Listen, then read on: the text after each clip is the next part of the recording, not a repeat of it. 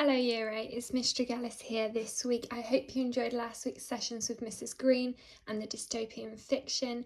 This week on the Manchester Academy's virtual reading programme, our focus is non-fiction, and I'm going to be reading you extracts from Notes on a Nervous Planet by Matt Haig. I've chosen a section from the book which I think is quite relevant, so I'm going to be reading, tracking the text. Please follow along with me.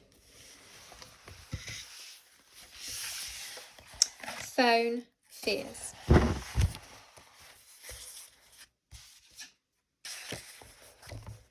A therapy session in the year 2049. Robot therapist. So, what is the problem? My son. Well, I think it goes back to my parents. Robot therapist. Really? My son. My dad, specifically. Robot therapist. What was the matter with him? My son. He used to be on his phone all the time. I used to feel like he cared about his phone more than me. Robot therapist. I'm sure that's not true. A lot of people from that generation didn't know all the consequences of their phone use. They didn't know how addictive they were. You have to remember, it was all relatively new back then, and everyone else was doing it too. My son. Well, it gave me issues. I used to think, why aren't I as interesting to him as his Twitter feed? Why wasn't I as good to look at as the screen of his phone? If only I didn't feel like I had to distract him to get attention. This was in the days before the 2030 revolution, of course. Robot therapist. Where is your father now? My son. Oh, he died in 2027. He was run over by a driverless car while trying to find a funny gif. Robot therapist. How sad. And what have you been doing since then? My son. I invested in a robot dad. I looked into all the hologram options, but I wanted a dad I could hug, and I have programmed him never to check his notifications. He's there when I want him. Robot therapist. That is so wonderful to hear.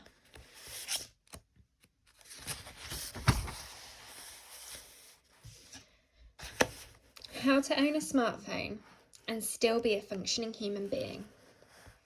Number 1. Don't feel you always have to be there.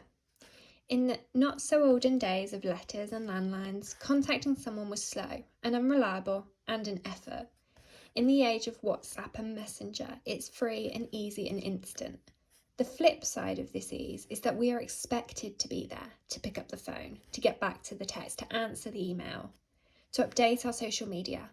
But we can choose not to feel that obligation. We can sometimes just let them wait. We can risk our social media getting stale. And if our friends are friends, they will understand when we need some headspace. And if they aren't friends, why bother getting back anyway? Number 2, turn off notifications. This is essential. This keeps me just about sane. All of them. All notifications. You don't need any of them. Take back control. Number 3, have times of the day where you're not beside your phone. Okay, I'm bad at this one, but I'm getting better. No one needs their phone all the time. We don't need it by the bed. We don't need it while we're eating meals at home. We don't need it when we go out for a run. Here's something I do now. I go for a walk without my phone.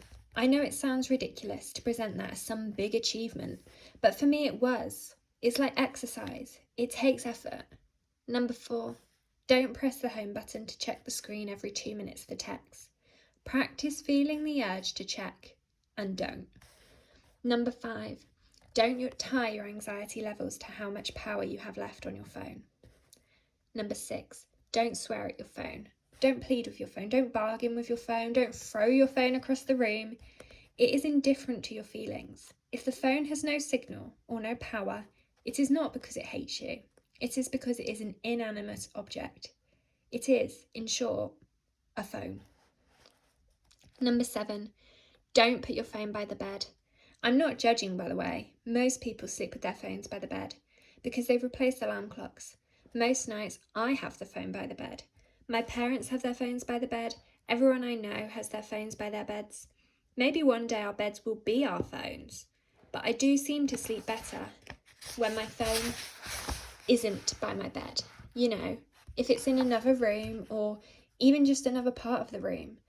I know it might be unrealistic, but it's good to have an aspiration, a dream to work towards, to fantasize about the day when we're strong enough never to need to have the phone by our beds like the olden days, the 1800s, the 1900s, 2006.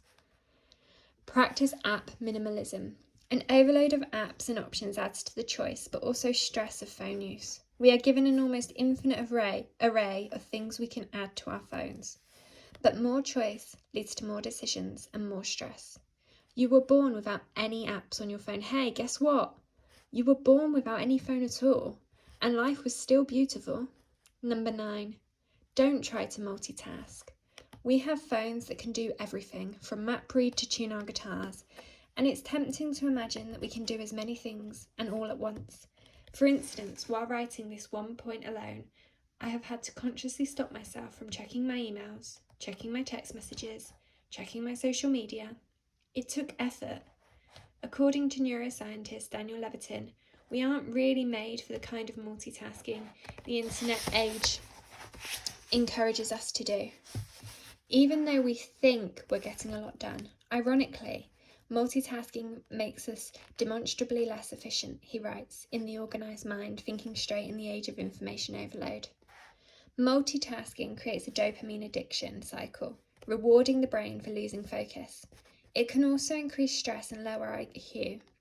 Instead of reaping the big rewards that come from sustained, focused effort, we instead reap empty rewards from completing 1,000 little sugar-coated tasks, concludes Levitin. Number 10, accept uncertainty. The temptation to check your phone is down to uncertainty. That's what makes it so addictive.